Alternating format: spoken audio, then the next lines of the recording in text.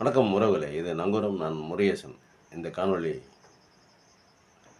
தமிழ்நாட்டினுடைய மண் வளம், மக்கள் வளம் பற்றி பேசுகிறது. தயவு செஞ்சு சப்ஸ்கிரைப் செய்யுங்க. உங்களுடைய மேலான ஆதரவை கொடுங்கள். லேசாக அந்த சப்ஸ்கிரைப் பட்டனை தொட்டுட்டு இந்த ஆளுங்கிற பட்டன் மட்டும் தொட்டுருங்க. நிறைய நம்ம பேசுகிற காணொளி தான் எல்லாருமே பேசுகிறாங்க. நம்ம இந்த முற்போக்குத்தனமாக பேசக்கூடிய விஷயங்களை தான் எல்லாருமே பேசுகிறாங்க. ஆனால் அவர்கள் காணொளி மட்டும் பார்த்தீங்கன்னாக்கா 4,00,000 சப்ஸ்கிரைபர், 5,00,000 சப்ஸ்கிரைபர் போகுது. ஆனால் நம்மளது ஒன்றும் போக மாட்டேங்குது. இரண்டாவது என்ன அப்படின்னா, கொஞ்சம் லேட்டாக போடுறோம், அது ஒன்று. இந்த சப்ஸ்கிரைப் பட்டனை மட்டும் தொட்டு வியூஸே கிட்டத்தட்ட 60,000 70,000 வியூஸ் போகுது. நம்மளது கிட்டத்தட்ட 50 வியூஸை தாண்ட மாட்டேங்குது. 50க்குள்ளே தான் நொண்டி அடிக்குது, என்னன்னு தெரியல. ஆதரவு கொடுங்க. நன்றி, வணக்கம். ஒரு காணொளி பாருங்கள், முக்கியமான ஒரு காணொளி, ரொம்ப முக்கியமான காணொளி. இங்கே பாருங்க, இங்கே பாருங்க. குஜராத்துடைய முதலமைச்சர் ஒரு தலைவர் 23 24 வருஷமாக பதவியில் இருக்கிறார். டிசிஷன் மேக்கிங்ல ஒரு ஊழல் குற்றச்சாட்டு சொல்ல கூட முடியல சார், சொல்ல கூட முடியல. ப்ரூவ் பண்றது, சண்டை போடுறது, கோர்ட்ல. அதற்கு முன்னாடி 11 வருஷமா குஜராத்துடைய முதலமைச்சர் ஒரு தலைவர் 23 24 வருஷமாக பதவியில் இருக்கிறார். டிசிஷன் மேக்கிங்ல ஒரு ஊழல் குற்றச்சாட்டு சொல்ல கூட முடியல சார், சொல்ல கூட முடியல. ப்ரூவ் பண்றது, சண்டை போடுறது, கோர்ட்ல நிக்கிறது. அப்புறம் கேட்டீங்களா? பேசுறது யாருன்னு பார்த்தீங்களா? பாண்டே, ரெங்கராஜ் பாண்டே. இவங்க ஒரு ஒரு ஒரு கணக்கு வச்சுருக்காங்க. என்ன கணக்கு வச்சுருக்காங்கன்னா, ஒரு செமினார் ஹால் மாதிரி, ஒரு இந்த ஹால்லாம் இருக்குல்ல கூட்டம் நடத்துறதுக்குன்னு, அதுக்குள்ளார போய் உட்காந்துக்கிறாங்க. அதுக்குள்ளே போய் உட்காந்துக்கிட்டு இவர்களுக்கு வேண்டியவங்களாக கூப்பிட்டு உள்ளார உட்கார வச்சுக்கிறாங்க. இவங்களுக்கு வேண்டியவங்களாக கூப்பிட்டு உள்ளார உட்கார வச்சுக்கிட்டு அவங்க சௌரியத்துக்கு பேசுகிறது, வாயில் வந்ததெல்லாம் பேசுகிறது. ஒரு சில இதுங்களை நம்ம பெரியார் சம்மந்தப்பட்ட இந்த கூட்டங்கள் கூட இந்த அரங்கத்துக்குள்ளேயே நடக்கும். இந்த அரங்கத்துக்குள்ளே கூட்டம் போடுறதே என்னை பொறுத்த வரைக்கும் ஒரு தவறான காரியம். ஏன் இப்படி பப்ளிக்கா கூட்டத்தை போட்டு பேசு, பப்ளிக் மேடையில் பேசு, அங்கே வரவங்கள இன்னொன்று 300 பேர் 500 பேர்த்த உட்கார வச்சு பேசு. அதை விட்டு அரங்கத்துக்குள்ளே என்னத்தை போய் பேசுகிறது, வெங்காயத்தை அங்கே அரங்கத்துக்குள்ளே பேசுறதில்ல ஒரு சேஃப்டி. நம்ம பேசுறதை வெளியில் எவனும் கேட்க மாட்டான். இந்த மாதிரி காணொலியில் தான் போட முடியும். வேறு எவனும் ஒரு பையோட ரோட்டில் நிற்க மாட்டான். அது ஒன்று. இதனால் என்ன பண்ணுறது, இந்த கும்பல், இந்த ஃபோர்ஜரி கும்பல், இந்த 420 கும்பல் என்ன பண்ணுது அப்படின்னா, அரங்கத்துக்குள்ளார கூட்டத்தை போட்டு அதில் ஒரு 300 400 500 பேர்த்த ஒன்று உட்கார வச்சுக்கிட்டு, அது அவங்க ஆளுங்களாக தான் இருப்பாங்க. எல்லாம் இந்த பூணூல்காரங்களாக தான் இருப்பாங்க, நூல் போட்டவங்களாக தான் இருப்பாங்க. அவங்கள கூப்பிட்டேருந்தே உட்கார வச்சுக்கிட்டது, அவங்களே பேசிக்கிறது, அவங்களே கையை தட்டிக்கிறது. இது என்னடா கொடுமையாக இருக்குது. ஒரு சாதனையை சொல்கிற அப்படின்னா அது பப்ளிக்காக சொல்லணும், பரவலான மக்களுக்கு போய் சேரணும். அதுக்கு பிறகு தானே சாதனை. இது அரங்கத்துக்குள்ளார பேசி அதை யூடியூப்பில் எடுத்து போட்டுறது, அவ்வளோதாங்க. இவங்க வேலை முடிஞ்சு போச்சு. அது கிட்டத்தட்ட ஒரு 50,000 வியூஸு, 1,00,000 வியூஸு போயிடும், 2,00,000 வியூஸு போயிடும். சப்ஸ்கிரைப் அவனுங்கெல்லாம் இப்போ அந்த ரெங்கராஜ் பாண்டேங்கிறவரோட அந்த சேனல், சாணக்கிய சேனலுக்கு தான் கிட்டத்தட்ட 10,00,000 சப்ஸ்கிரைபருக்கு மேலே இருக்காங்க. எதுக்கே அவ்வளோ சப்ஸ்கிரைப் பண்ணுறீங்க, எதுக்கே அந்த மாதிரிலாம் பண்ணுறீங்க அப்படின்னு கேட்டால் அது சொல்கிறது என்னையா உண்மையாக பேசுகிறாங்க. ஆனால் அவங்களுக்கு என்ன அப்படின்னா, அந்த பொய்யவே திருப்பி சொல்லிக்கிட்டு இருக்கணும். அதுதான் அவங்களுடைய கான்செப்டாக இருக்குது. 2011 வருஷம் தன் நாட்டை பிரதமராக ஆண்டு இருக்கிறாரு. அதுக்கு முன்னாடி 10 வருடங்கள் குஜராத் முதல்வராக இருந்திருக்கிறாரு. 22 வருடங்கள் ஆண்டு. அந்த 22 வருடங்களில் ஒரு ஊழல் குற்றச்சாட்டு கூட இல்லையாங்க. ஒரு ஊழல் குற்றச்சாட்டு கூட இல்லையா? நீங்கள் நம்புறீங்களா மக்களே? சாதாரண மக்களே, நம்மளை மாதிரி சாதாரண மக்கள் நம்ப முடியுமா?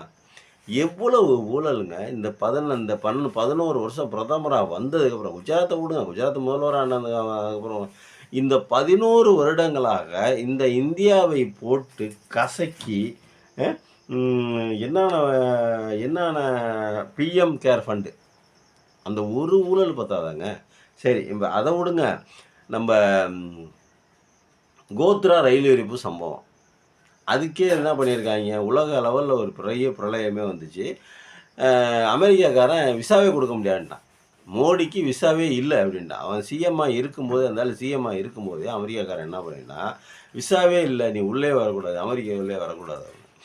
இந்த ஆள் பிரதமர் ஆனதுக்கு அப்புறம் தான் கெஞ்சி கிளறி கூத்தாடி அதுக்கப்புறம் தான் விசாவை அமெரிக்காவுக்கு மாற்றுறாங்க. அது வரைக்கும் இந்த ஆளை உள்ளேயே விடலை. காரணம் என்ன அப்படின்னா, ஒரு இன அழிப்பு படுகொலையே நடத்தியிருக்காரு இந்த ஆள். ஒரு இன அழிப்பு கோத்ரா சம்பவத்தில் தேவையில்லாத எதுக்குங்க ஒரு எவ்வளோ கொடூரங்க, எவ்வளோ கொடுமைங்க. பில்கிஸ் பானு அதோட கதையெல்லாம் நம்ம கேட்டோம்ல, பில்கிஸ் பானு அதில் என்ன இருந்துச்சு, நம்ம டைம் கிடைக்கும் போதெல்லாம் அப்படி நம்ம ஞாபகப்படுத்திக்கணும் மக்களுக்கு.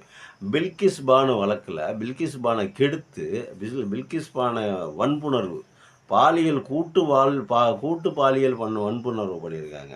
அவங்க குழந்தைய கர்ப்பிணி பெண்ணுங்க அந்த அம்மா, அவங்க குழந்தைய குழந்தைய காலை பிடிச்சிக்கிட்டு குழந்தைய தரையில் அடிச்சிருக்காங்க. அப்போ இதெல்லாம் எவ்வளவு பெரிய கொடுமை. இதெல்லாம் நம்ம பெருமையாகவே பேசிக்கிறாங்களே, கொஞ்சம் கூட வெக்கமாக இல்லையா அவங்களுக்கு? எப்படிங்க பெருமையாக இவ்வளோதான் பேச முடியுது? இவ்வளோ ஊழலை பண்ணிட்டு என்னங்க பேச முடியுது? இங்கே பாருங்கள், பிஎம் கேர் ஃபண்டு இப்போ தேர்தல் பத்திர ஊழலுங்க.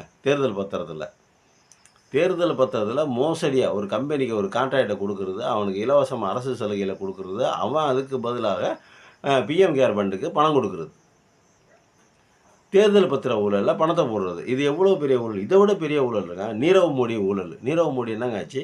நீரவ் மோடி உலகின் மிக சிறந்த மிகப்பெரிய பணக்கார கட்சி அப்படிங்க பிஜேபி வந்துச்சு.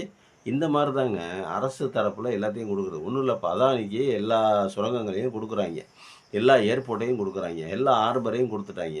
இந்த முந்திரா அந்த இதில் இருக்குது பார்த்தீங்களா, முந்திரா ஏர்போர்ட்டில் ஹார்பரில் கடத்தினாங்க பார்த்தீங்களா, 3000 கிலோ தங்கம், பல ஆயிரம் கோடி ரூபா சொல்கிறாங்க.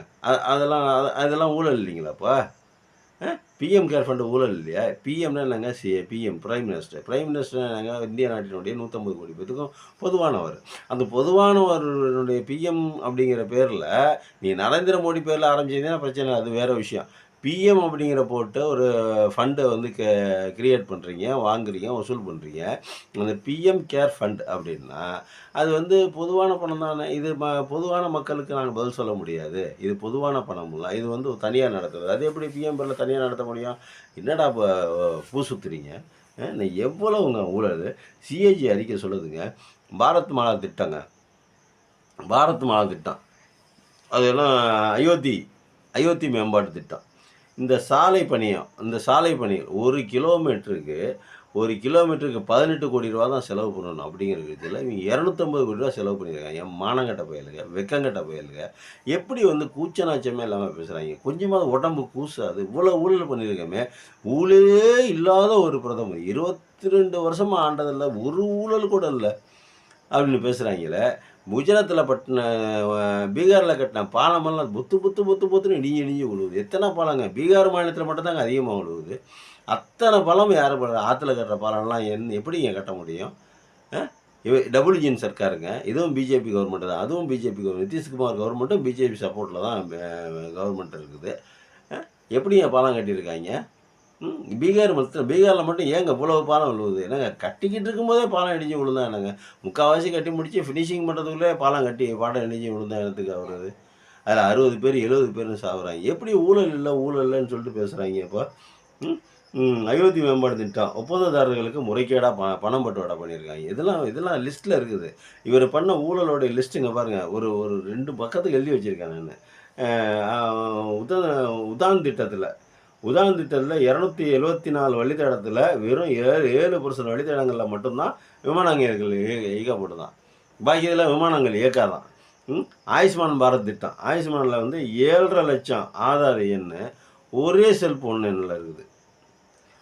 7.5 லட்சம் ஆதார் அட்டைகள் ஒரே ஒரு செல்ஃபோன் எண்ணில் இணைக்கப்பட்டிருக்குது. இந்த ஆயுஷ்மான் திட்டத்தில் அந்த 7.5 லட்சம் அந்த அவங்களுக்கு அந்த பணம் கொடுத்தாங்க பார்த்தீங்களா? அது ஆயுஷ்மான் அந்த இன்சூரன்ஸ் திட்டத்திலலாம் ஒரே ஆதார் கார்டை வச்சு கிட்டத்தட்ட 7.5 லட்சம் இதை வந்து பணத்தை வந்து வாங்கியிருக்காங்க. எத்தனை கோடிங்க, எவ்வளவு நட்டம். ஒரு இது எவ்வளோன்னு தெரியல. 7,00,000 பயனாளர்கள் பயனடைஞ்சிருக்காங்க அப்படின்னு போட்டிருக்காங்க. ஒரே ஒரு செல்ஃபோன் தான். அது எப்படி? ஒரு ஆதாருக்கு ஒரு செல்ஃபோன் தானே. அது என் பொண்டாட்டி நம்பருக்கு வேற செல்ஃபோன் தானே கொடுக்கணும். 7,00,000 பயனாளர்கள் ஒரே ஒரு செல் நம்பரை கொடுத்துருக்காங்க. இது எப்படி இது?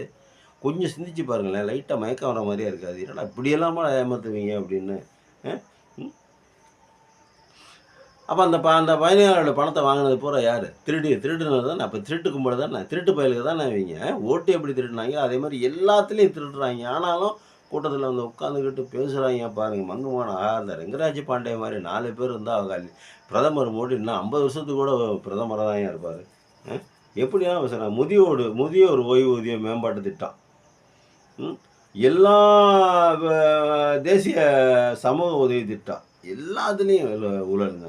தேசிய ஊரக வளர்ச்சி அமைச்சகம். அந்த பணத்த எடுத்து வேற எதுக்கு செலவு பண்றது? இந்த மாரிலாம் பண்ணியிருக்காய்ங்க.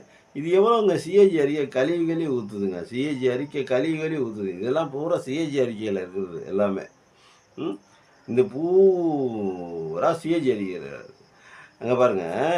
5 சுங்கச்சாவடியில விதிகளை மீறி கூடுதலாக ரூ. 132,00,00,000 வசூல் பண்ணியிருக்காங்க. 5 சுங்கச்சாவடியில அவர்களுடைய அந்த விதிகளை மீறி ரூ. 132,00,00,000 வசூல் பண்ணியிருக்காங்க. ஒண்ணும் இல்லங்க. இப்ப ஜிஎஸ்டி எடுத்துக்கங்க.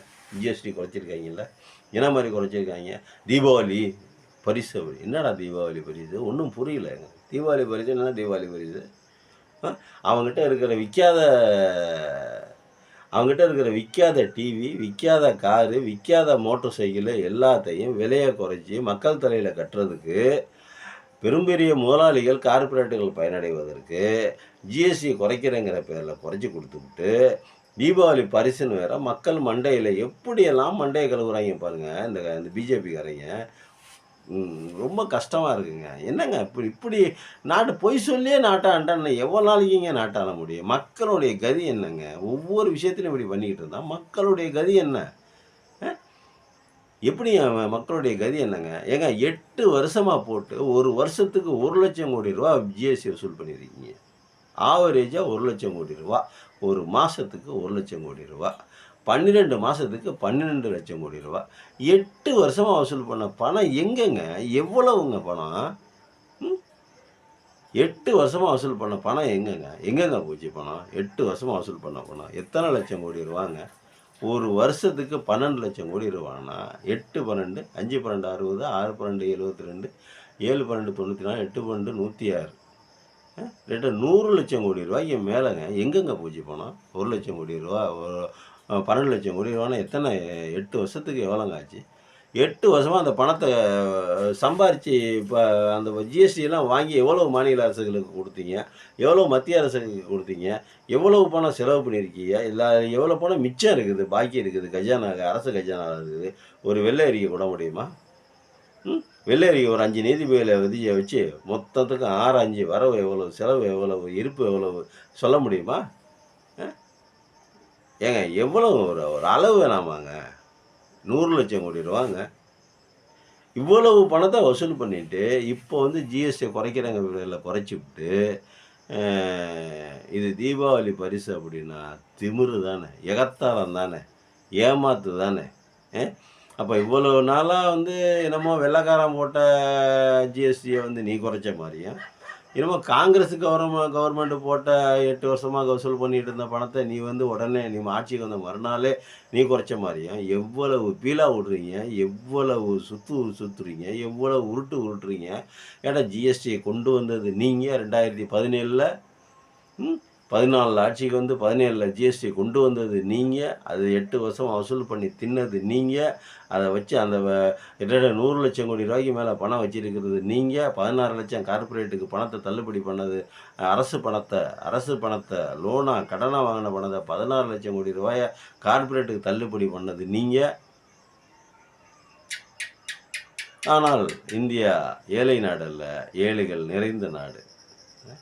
எப்படி இப்படி உருட்டுறீங்க? அரங்கத்துக்குள்ளே உட்காந்துட்டு இப்படி பொய்யா சொல்லி ஆட்சி பண்ணுறீங்களே. ஒரு நாளைக்கு நீங்களே பொய்யாயிருவீங்கடா. இதுதான் பிரச்சனையே. இப்போ இப்போ நம்ம நாட்டில் இப்போ என்ன பிரச்சனை அப்படின்னா, வடிவமைக்கப்படுது. பிம்பமாக, அதாவது போலி பிம்பம். அதாவது நீர்த்திரை இருக்கும்ல, இந்த பனிக்கூடம் இருக்கும். இந்த நம்ம இந்த நீர்க்குமிழி இருக்கும் பார்த்தீங்களா? அது வந்து பார்த்தீங்கன்னா, அது பார்க்கறதுக்கு அழகா இருக்கும். உள்ளார ஒண்ணுமே இருக்காது. டொப்புன்னு ஒரு லேசா காத்தடிச்சா படார்ன்னு உடைஞ்சு போயிடும். அதே மாரி தான் இவைங்க பண்ணிட்டு இருக்காய்ங்க. எல்லாத்துலயும் கீழ போய் ஜிடிபி காலி, அ ஏற்றுமதி காலி. இன்னைக்கு இருக்கிற உலகத்த பூரா பகச்சு காய்ச்சி, அமெரிக்காக்கார H1B விசாவ தூக்கி வச்சு ஆப்படிக்கிறான். அ அ அது ஒவ்வொருத்தர எடுக்கிறதுக்கு, ஒரு ஆள நீங்க வேலைக்கு எடுக்கணும்னா, அந்த நிறுவனம் ஒரு ஆண்டுக்கு 1,00,000 அ அமெரிக்க டாலரை அரசாங்கத்துக்கு கட்டணும் அப்படின்னா, கிட்டத்தட்ட ரூ. 85,00,000. கிட்டத்தட்ட ரூ. 85,00,000 அரசாங்கத்துக்கு அந்த பணத்த கட்டி, அவன் நம்ம ஊர் காசுக்கு, நம்ம என்னைய வந்து வேலைக்கு கூப்பிடுறாய்ங்க, ஒரு நிறுவனத்தில, அமெரிக்கா நிறுவனத்தில வேலைக்கு கூப்பிடுறாய்ங்க அப்படின்னா, ரூ. 85,00,000 எனக்காக அந்த கம்பெனி கட்டணும். எப்படி கட்டி எடுக்குமா? அவ்வளவு திறமைசாலியா நம்ம அப்படிங்கிற மாரி யோசிப்பாய்ங்கல்ல கம்பெனிங்க. அதனால அப்படிலாம் இருக்குது. இவங்க பேசுறதெல்லாம் பொய்யி. இந்த இந்தியாவ அந்த கடவுளால கூட காப்பாத்த முடியாது. சப்ஸ்கிரைப் பண்ணி பார்த்ததுக்கு நன்றி. சப்ஸ்கிரைப் பண்ணுங்க. நன்றி. வணக்கம்.